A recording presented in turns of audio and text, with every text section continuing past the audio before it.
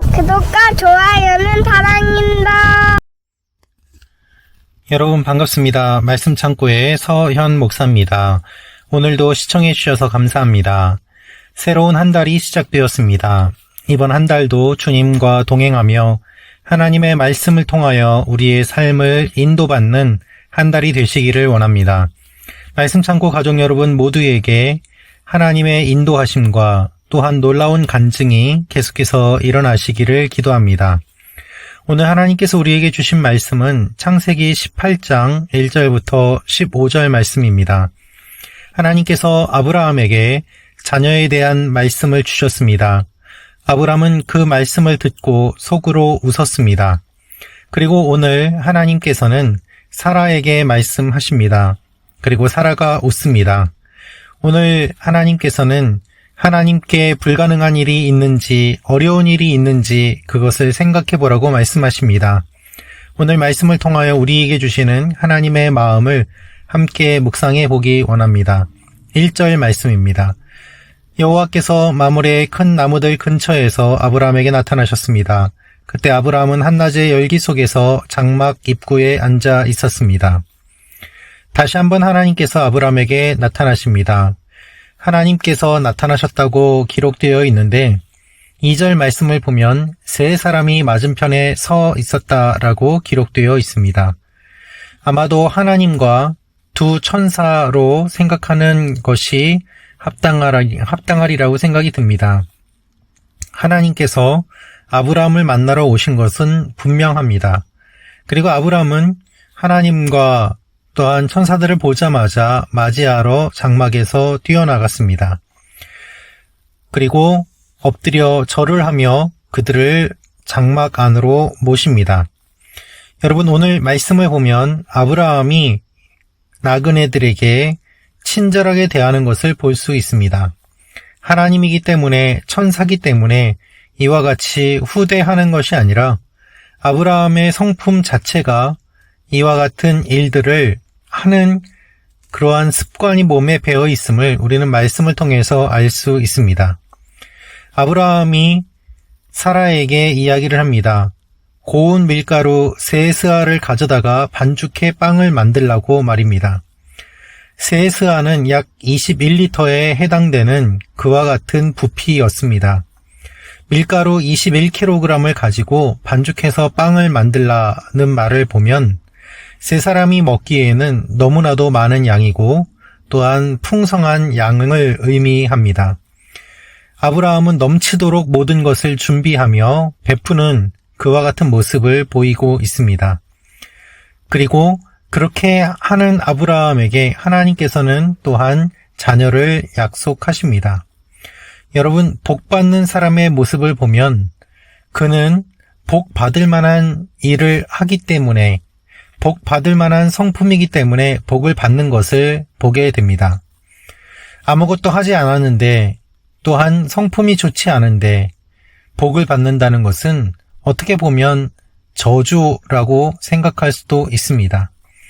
어떻게 자격이 없는데 그것을 받을 수 있겠습니까? 또한 자격이 없는데 그것을 받으면 그것이 어떻게 그가 감당할 수 있겠습니까? 복 받을 만한 사람은 복 받을 만한 일들을 하고 복 받을 만한 성품을 가지고 있습니다. 그렇기 때문에 사람들이 보기에도 당연히 복을 받을 만한 사람이다라고 인정할 수밖에 없는 것이죠. 사랑하는 말씀창고 가족 여러분, 여러분의 모습은 어떻습니까? 저도 이 말씀을 묵상하면서 저의 모습을 돌아보게 됩니다.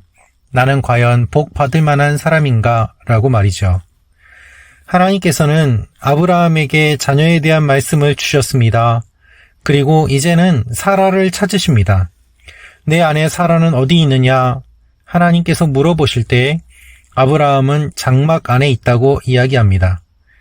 하나님께서는 사라가 듣고 있는 것을 아시면서 사라가 들을 수 있도록 이렇게 이야기하십니다. 10절부터 말씀입니다. 그러자 여호와께서 말씀하셨습니다. 내가 내년 이맘때쯤 반드시 내게 돌아오겠다. 그때 내 아내 사라에게 아들이 있을 것이다. 사라는 아브라함의 뒤에 있는 장막 입구에서 듣고 있었습니다. 사라가 들을 수 있도록 하나님께서는 말씀하십니다. 그런데 하나님의 말씀을 듣고 장막 입구에 있던 사라는 속으로 웃으면서 말을 합니다. 12절입니다. 그래서 사라는 속으로 웃으면서 말했습니다. 내가 이렇게 늙어서 기력이 없고 내 주인도 늙었는데 내게 과연 그런 기쁜 일이 있겠는가? 아브라함이 웃었습니다. 그리고 사라도 웃었습니다. 그런데 하나님께서는 이렇게 말씀하십니다. 14절 말씀입니다. 여호와께 어려워서 못할 일이 있겠느냐? 내가 내년 이맘때쯤 곧 정해진 때에 내게 돌아올 것이며 사라에게 아들이 있을 것이다. 하나님께서는 이렇게 말씀하십니다. 어려워서 못할 일이 있겠느냐라고 말입니다. 그렇습니다, 여러분. 우리 하나님은 능하신 하나님입니다. 우리 하나님에게는 어려운 일이 없습니다. 하나님에게는 불가능한 일이 없습니다. 그래서 우리는 하나님을 신뢰할 수 있습니다. 하나님을 제한하는 것은 우리의 생각입니다. 하나님을 믿지 못하는 것은 우리의 경험 때문입니다. 우리의 마음 때문입니다. 하나님에게 이것이 가능할까? 우리가 그렇게 생각하기 때문에 우리는 기도하지 않고, 우리가 그렇게 생각하기 때문에 하나님 앞에 나아가지 않습니다. 그러나 하나님께서는 이렇게 우리에게 도전하십니다. 여호와께 능치 못할 일이 있겠는가? 라고 말입니다. 여러분, 그렇습니다. 우리가 입술로는 하나님을 모든 것이 가능한 분이라고 하지만 실제로는 그렇게 믿지 못하고 또한 고백하지 못하고 있음을 인정해야 합니다. 사랑하는 말씀 창고 가족 여러분, 이번 한 달 동안 하나님께서 여러분의 삶 가운데 새로운 일들을 이루어 주시기를 기도합니다. 기도하고 있는 내용들, 하나님께 능치 못할 일이 있는가? 다시 한번 하나님을 생각하며 담대하게 기도하며 나아가시는 여러분과 제가 되기를 원합니다. 하나님께서는 모든 일들을 이루십니다. 하나님은 하나님의 뜻을 이루어 가십니다. 그래서 우리가 하나님 앞에 담대하게 믿음의 걸음을 걸어가기를 원하십니다. 오늘 이 말씀을 통하여서 우리가 묵상한 것처럼 오늘 하루도 주님과 동행하고 하나님을 신뢰하며 하나님께 사실 일들을 기대하며 나아가는 여러분과 제가 되기를 원합니다. 항상 함께해 주시고 기도해 주시는 말씀 창고 가족 여러분, 오늘도 감사하고 사랑합니다. 여러분의 사랑과 기도와 응원으로 하나님의 말씀이 더욱더 퍼져나가고 또 말씀 창고가 충실하게 채워지기를 원합니다. 기도하겠습니다. 살아계신 아버지 하나님, 하나님은 모든 것이 가능하십니다. 이 사실을 기억하며 다시 한번 담대하게 기도하는 하나님의 백성들이 되게 하여 주옵소서. 슬픔 가운데 있는 사람들, 이제는 웃음이 되게 하시고 하나님께서 주시는 진정한 기쁨이 흘러넘치는 9월 한 달이 되게 하여 주옵소서. 예수님의 이름으로 기도합니다. 아멘.